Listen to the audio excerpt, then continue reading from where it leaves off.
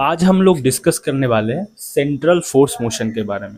तो नाम से पता ही चल रहा होगा कि सेंट्रल फोर्स मतलब है क्या, कि जो फोर्स है उसकी जो नेचर है वो सेंटर ओरिएंटेड है। ठीक है, तो ये है सेंट्रल फोर्स मोशन। तो सेंट्रल फोर्स मोशन के लिए हम लोग क्या करेंगे, हम लोग का जो स्ट्रक्चर रहेगा पढ़ने का, वो स्ट्रक्चर कुछ कैसा रहेगा कि हम लोग पहले सेंट्रल फोर्स मोशन को डिस्क्राइब करने के लिए जो इंग्रेडिएंट चाहिए होगा उसको पहले डिस्कस कर लेंगे कि ये इंग्रेडिएंट चाहिए। जैसे कि रेडियल एक्सेलरेशन, टेंजेंशियल एक्सेलरेशन क्या होता है, रेडियल वेलोसिटी, टेंजेंशियल वेलोसिटी क्या होता है, उसके बाद फिर वहाँ से कैसे हम लोग फोर्स को डिफाइन कर सकते हैं, है ना।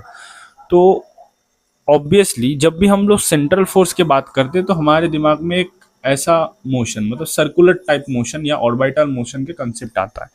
तो ऑब्वियसली ऑर्बिटल मोशन में जो मेन इंपॉर्टेंट है, क्योंकि हम लोग एक कोऑर्डिनेट डिफाइन कर रहे हैं, Cartesian coordinate.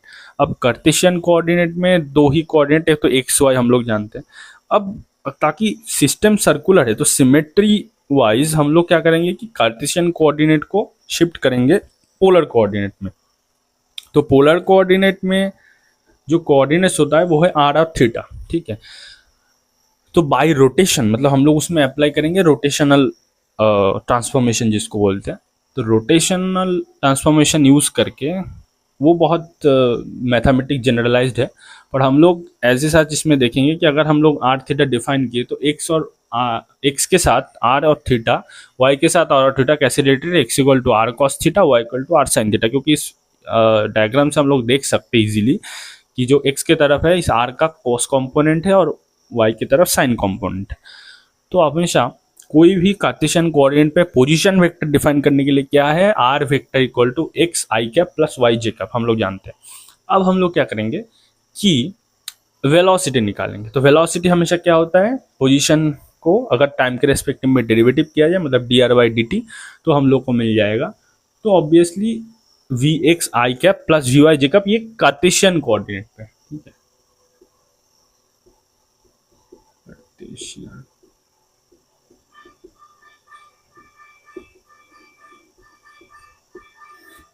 Okay, similarly acceleration निकालने के लिए क्या है, d2 मतलब हम लोग सेकेंड ऑर्डर डेरिवेटिव लेते हैं पोजीशन वेक्टर का। तो सिंपली वहां पे भी same x i cap plus A Y j cap हम लोग को मिल गया कार्टेशियन कोऑर्डिनेट में।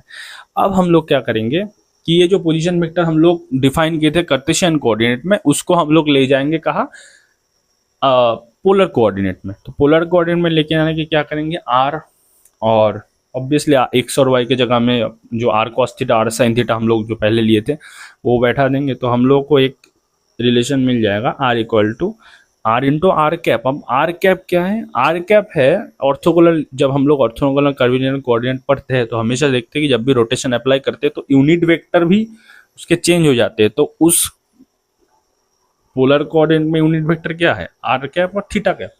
तो आर कैप क्या है, इंडिविजुअली अगर हम लोग रोटेशनल मैट्रिक्स से रिलेशन निकाले तो आर कैप रिलेटेड कैसे है, कॉस थीटा आई कैप प्लस साइन थीटा जे कैप, और थीटा कैप रिलेशन रिलेटेड कैसे है, माइनस साइन थीटा जे कैप। बेसिकली इसका ही डेरिवेटिव होता है, cos theta minus sine theta, sine theta का कॉस थीटा। तो बेसिकली वही है। तो जब हम लोग आर कैप को डिफाइन करते तो आर कैप डिफाइन कैसे है, वैसे D r by D R divided by उसकी जो मॉड्यूलस वैल्यू है, ठीक है, वेक्टर क्वांटिटी है। और एक चीज, आर कैप और थीटा कैप इंडिविजुअली देखिए, आई कैप और जे कैप जो है वो कार्टेशियन कोऑर्डिनेट में यूनिट वेक्टर है, जब वो की ऑर्थोगोनल है। तो सिमिलरली अगर आई जे का ही कॉम्बिनेशन आर और थीटा है, मतलब फंक्शन है, तो आर और थीटा भी क्या होगा, हम लोग ये चेक कर सकते हैं कि ये भी ऑर्थोगोनल ही होगा। क्योंकि अगर हम लोग डॉट प्रोडक्ट लेंगे तो जीरो है, ऑर्थोगोनल मतलब वो एक दूसरे के परपेंडिकुलर रहेगा, उसमें भी, उस कोऑर्डिनेट में भी, पोलर में भी। तो अब हम लोग सिंपली क्या करेंगे, आर डॉट ले लेंगे, क्योंकि हम लोग के मेन टारगेट क्या है कि हम लोग वेलोसिटी निकालेंगे पोलर कोऑर्डिनेट में।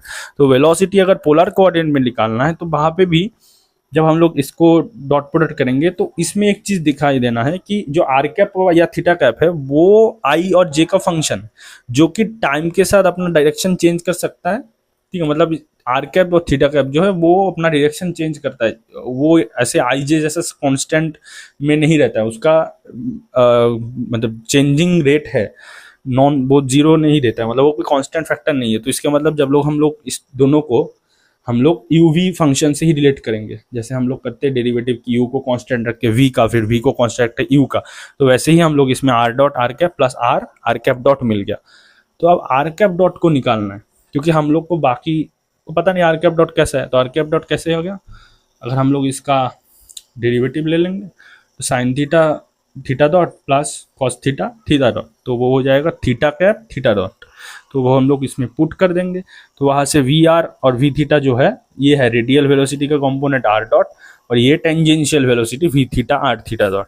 ठीक है, तो रेडियल वेलोसिटी बेसिकली क्या है, जो रेडियस बराबर मतलब जो वेलोसिटी काम करेगा, और टेंजेंशियल मतलब जो टेंजेंट बराबर मतलब उस ऑर्बिट का या जो भी सर्कुलर पाथ है उसकी जो टेंजेंट होगा उसके बराबर ये वर्क करेगा।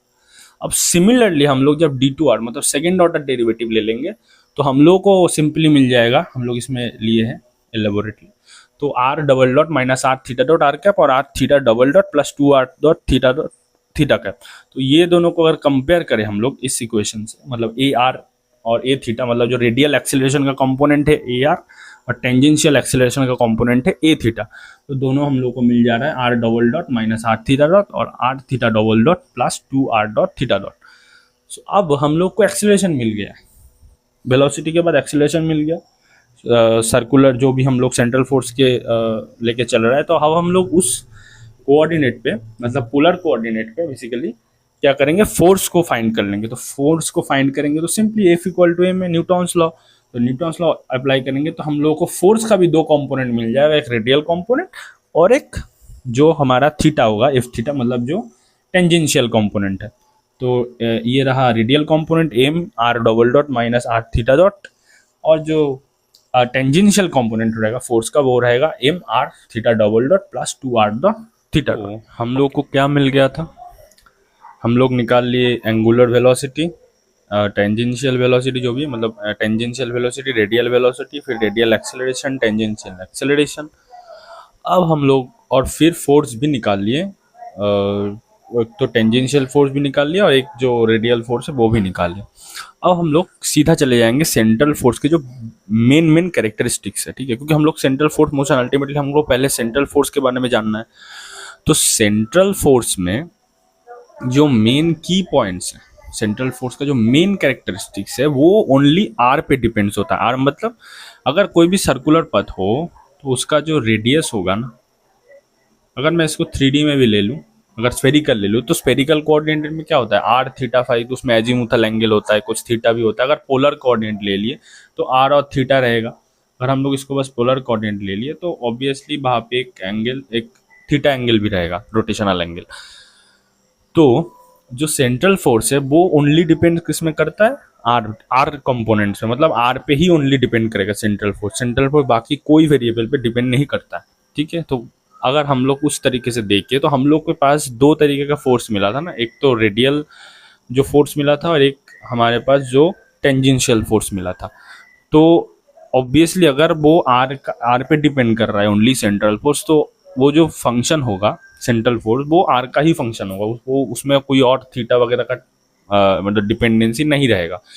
तो हम लोग को जो रेडियल फोर्स मिला था वो क्या था, m r double dot minus are theta dot square, और दूसरे तरफ एक थीटा जो मिला था टेंजेंशियल फोर्स, उससे क्या मिला था m into two are dot theta dot plus r theta double dot, ठीक है।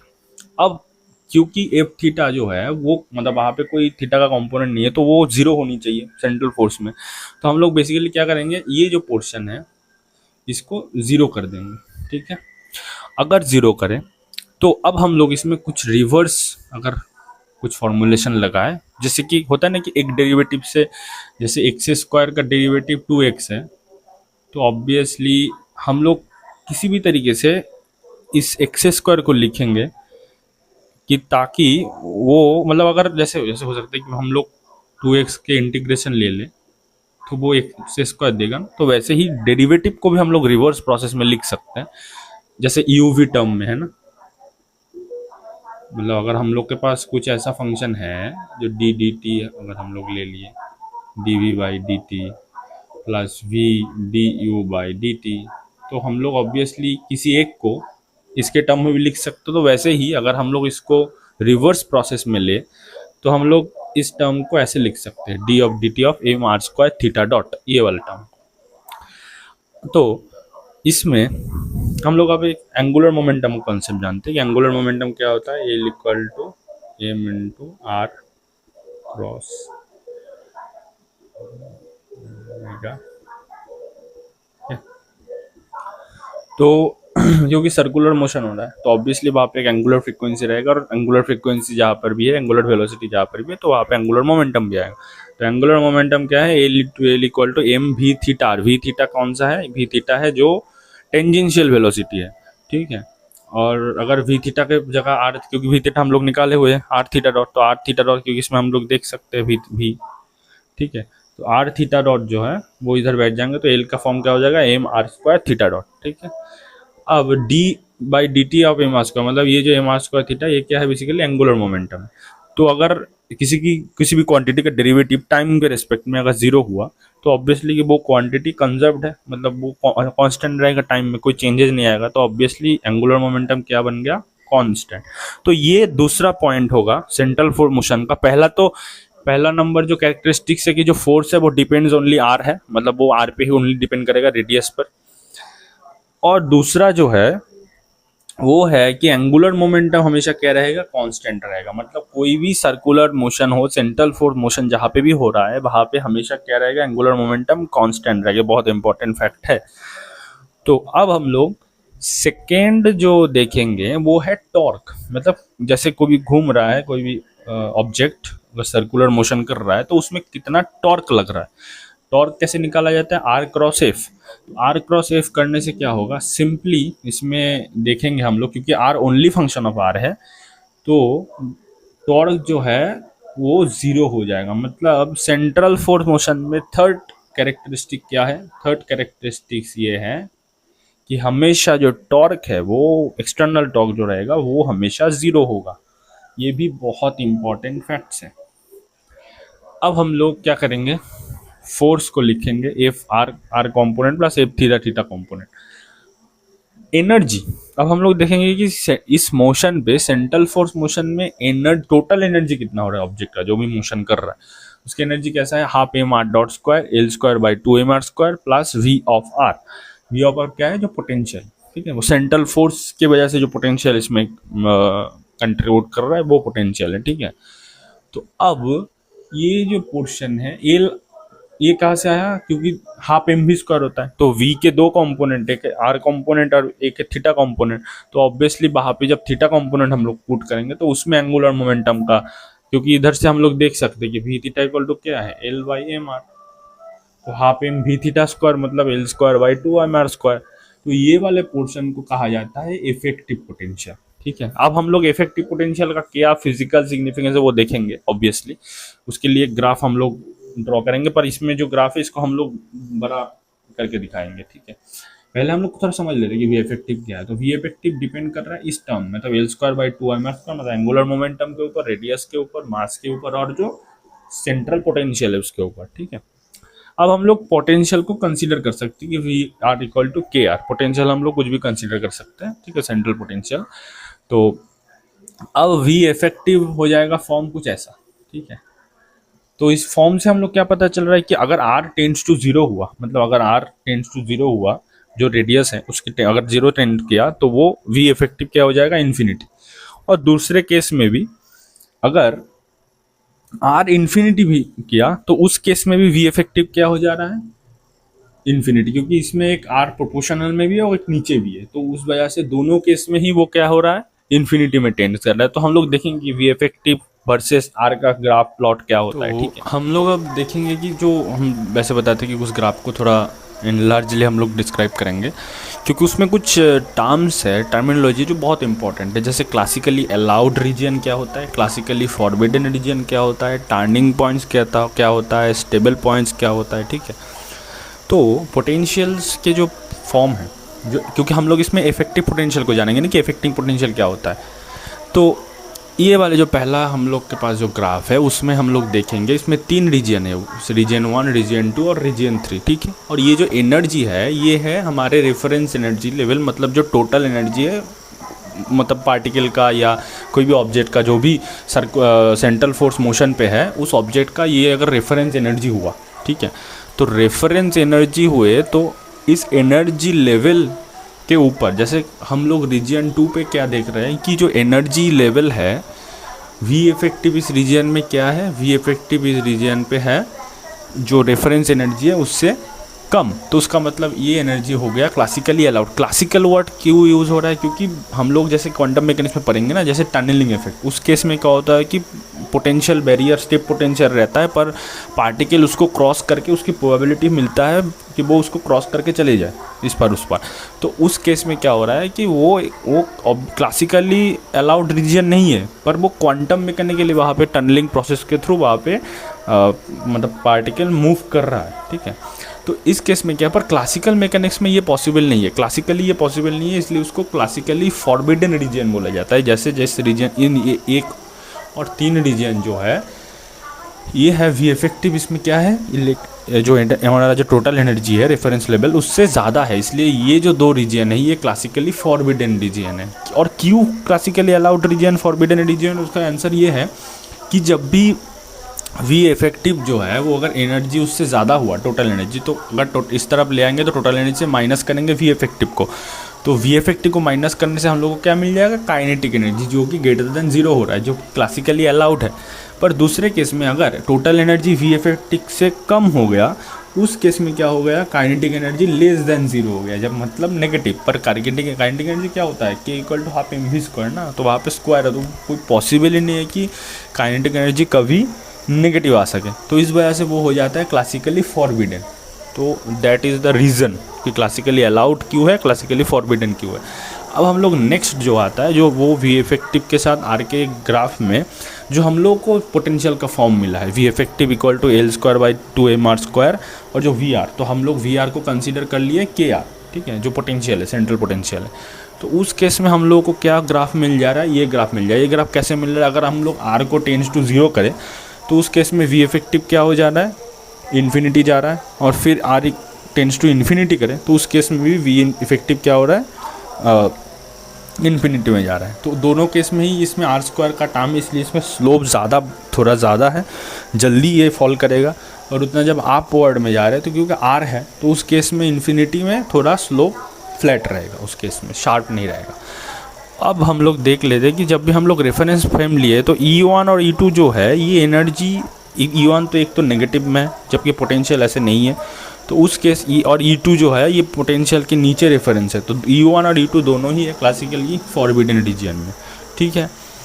तो क्योंकि दोनों के केस में वी इफेक्टिव उससे ज़्यादा ही है देखा जाए तो अब E3 और E4 और E5 को देख लेते हैं। E3-5 जो है इसकी ये वाला जो रीजन है, ये वाला रीजन जो है ये क्लासिकली अलाउड रीजन है, पर इसमें क्या है कि हम लोग दे रहे हैं कि 2 पॉइंट, ये जो रेफरेंस लाइन है ये पोटेंशियल को 2 पॉइंट में इंटरसेक्ट कर रहा है, तो ये जो A और B पॉइंट है ये दोनों पॉइंट को हम लोग बोलेंगे टर्निंग पॉइंट, ठीक है। इसमें हम लोग E3 और E4 के केस में हम लोग को 2 टर्निंग पॉइंट मिल रहा है, पर E5 जो है ये बिल्कुल इस पॉइंट से गया है, जहाँ पे हम लोग देख रहे हैं क्या है, इस पॉइंट पे जो ये वी इफेक्टिव पोटेंशियल है ये सबसे लो है, मतलब सबसे कम है इस पॉइंट पे, तो वो पॉइंट क्या हो जाएगा, वो पॉइंट सबसे स्टेबल पॉइंट हो जाएगा, तो उसको हम लोग बोलेंगे एक स्टेबल पॉइंट। तो E5 के पास क्या है, एक स्टेबल पॉइंट है जिसके अराउंड कोई भी पार्टिकल कंटिन्यूसली ऑसिलेट कर सकता है, ठीक है, ये है स्टेबल पॉइंट। तो ये तीनों पॉइंट हम लोग को मिल गया, हम लोग इस इफेक्टिव पोटेंशियल को समझ ली। अब हम लोग का नेक्स्ट स्टेप जो रहेगा, जो हम लोग पार्ट 2 में लाएंगे, कि ऑर्बिटल मोशन को समझेंगे, इसेंट्रिसिटी क्या होता है ये सब के बारे में जानेंगे, फिर ऑर्बिट कैसे चूज़ होता है कि इलिप्टिकल ऑर्बिट होगा या सर्कुलर ऑर्बिट होगा, ये सब कुछ हम लोग धीरे धीरे जानेंगे। Okay, bye.